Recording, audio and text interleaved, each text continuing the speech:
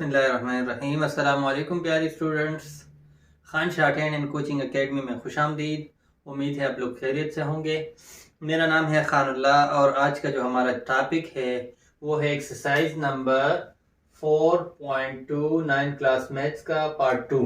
ठीक है, पिछले पार्ट में हमने क्वेश्चन नंबर 1 से लेके 3 तक पढ़ी थी।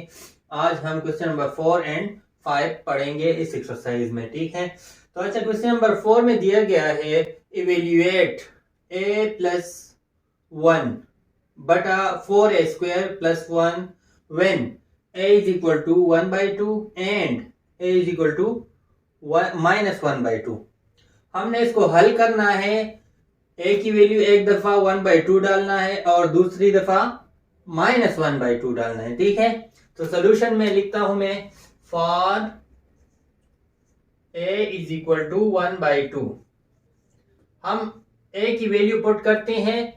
क्या वैल्यू पुट करते हैं? 1/2 इस इक्वेशन में या इस टर्म में या इस एक्सप्रेशन में। ठीक है, तो मैं पुट करता हूं 1/2, तो a की जगह मैं क्या लिखूंगा? 1/2 प्लस 1 बटा 4a स्क्वायर, तो 1/2 स्क्वायर प्लस 1। ठीक है, मेरे पास क्या आ जाता है? यहाँ 1/2 है, इसका मैं एलसीएम लेता हूं, तो एलसीएम इसका क्या होगा? 2 ही होगा एलसीएम, क्योंकि यहाँ 1 ऑलरेडी मौजूद है तो 1 लिखने की जरूरत नहीं है। तो इसका एलसीएम क्या होगा? 2 होगा।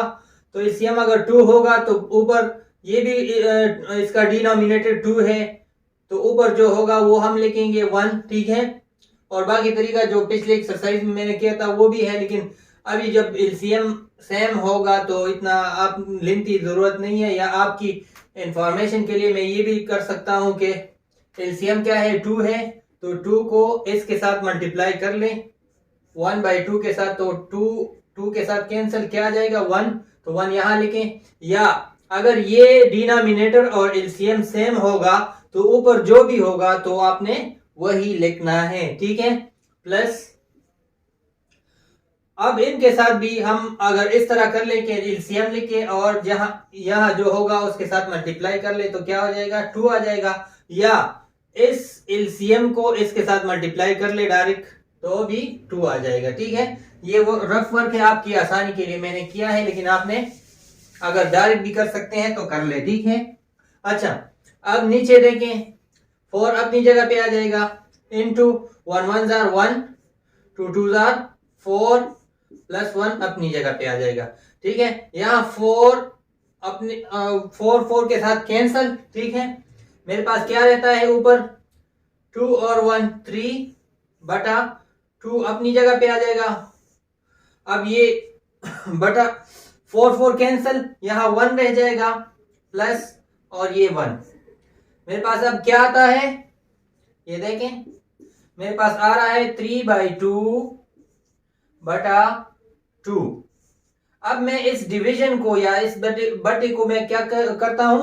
इसको मल्टीप्लाई में कन्वर्ट करता हूं, क्योंकि ये डिवाइड है, तो ये 3/2 अपनी जगह पे आ जाएगा, मल्टीप्लाई बाय यहाँ 2 है, तो 2 यहाँ 1 ऑलरेडी मौजूद है लेकिन दिखाई नहीं दे रहा, हम नहीं लिखते। तो ठीक है, अगर डिवीजन को मैं मल्टीप्लाई में कन्वर्ट करता हूं तो फिर मैं क्या करूंगा? मैं इसको उल्टा करूंगा, तो 1/2 लिखूंगा। ठीक है, अब इससे क्या आ जाता है? 3 1 जार 3 बटा 2 2 जार 4। ये है मेरा आंसर, जबकि a की वैल्यू 1/2 हो। ठीक है, अब मैंने इसको भी सॉल्व करना है, लेकिन a की वैल्यू क्या लगाना है? a की वैल्यू मैंने लगाना है -1/2। तो मैं यहां सोल्यूशन लिखता हूं for a is equal to -1/2। अब जबकि a की वैल्यू मैं -1/2 लगाता हूं तो क्या आंसर आ जाएगा इस इक्वेशन से या इस एक्सप्रेशन से? तो मैं a की वैल्यू क्या लगाता हूं? -1/2, तो यहां लिखे -1/2 प्लस 1 बटा 4 अपनी जगह पे a स्क्वायर, तो -1/2 स्क्वायर प्लस 1। इससे मेरे पास क्या आ जाएगा? अब इनका मैं एलसीएम लेता हूं। ठीक है, तो ये किस उसी तरह का एलसीएम है, ये इसको देखें, तो -1 अपनी जगह पे आ जाएगा, 2 1 जार 2 प्लस 2 बटा 4 अपनी जगह पे आ जाएगा, यहाँ स्क्वायर है सॉरी, तो 1 1 आर 1 और 2 2 आर 4, माइनस माइनस प्लस हो जाएगा क्योंकि इवन है, तो ये प्लस हो जाता है, प्लस 1 अपनी जगह पे आ जाएगा। ये 4 अपनी 4 के साथ कैंसिल। अब क्या रह जाएगा मेरे पास, 2 से 1 को निकाले 1, 1/2 डिवाइडेड बाई, यहाँ क्या रहता है 1 और प्लस 1 अपनी जगह पे आ जाएगा। ठीक है, अब इससे क्या आ जाता है 1/2 डिवाइडेड बाई 2।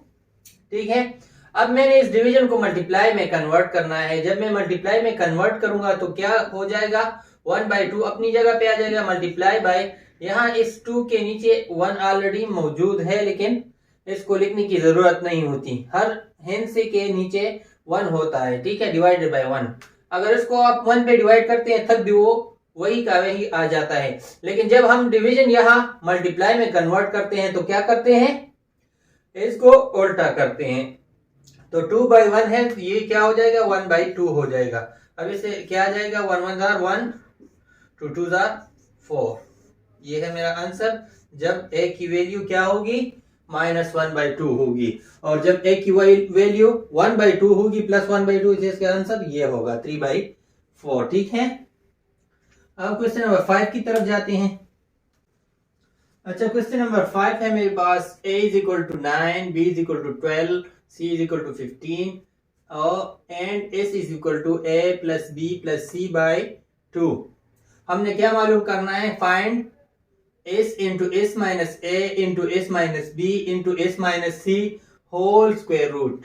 ठीक है, हमने ये फाइंड करना है, लेकिन सबसे पहले हम क्या करेंगे, यहाँ a की वैल्यू भी दी गई है, b की, c की, लेकिन s की वैल्यू हमें सही मालूम नहीं है। हम पहले क्या करेंगे, हम पहले इसकी वैल्यू मालूम करेंगे। ठीक है, तो यहाँ we have to find, solution में मैं लिखूंगा we have to find the value of s। ठीक है, हमने s की वैल्यू हम पहले फाइंड करनी है। ठीक है, तो s = क्या, a + b + c divided by 2। a की वैल्यू डाले, b की वैल्यू और c की वैल्यू। a की 9 है, b की 12 है और c की 15 है, डिवाइडेड बाय 2। इससे क्या आता है, 15 और 12 को प्लस कर ले, 27 और प्लस 9 क्या आता है 36 मेरे ख्याल से आता है। ठीक है, डिवाइडेड बाय 2। अब 36 को 2 पे डिवाइड कर ले, 18 2 आर 36, तो इसकी वैल्यू मुझे मालूम हो गई है।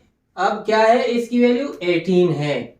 ठीक है, अब हमने इस एक्सप्रेशन में पुट करना है और इसको फाइंड करना है। ठीक है, अब लेके s × s - a × s - b × s - c whole square root. अब यहां लिखे कि now we have to find this. ठीक है, अब इसकी वैल्यू हमने मालूम की है, 18 आ गई है मेरे पास। अब इसकी वैल्यू पुट कर लें इसमें, इसकी वैल्यू है 18।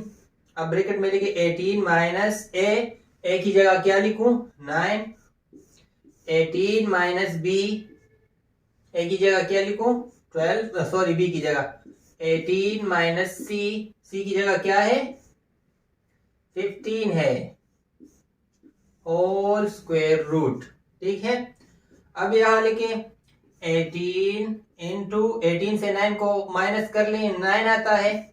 अब यहाँ क्या 18 से 12 को माइनस कर ले, 6 आता है।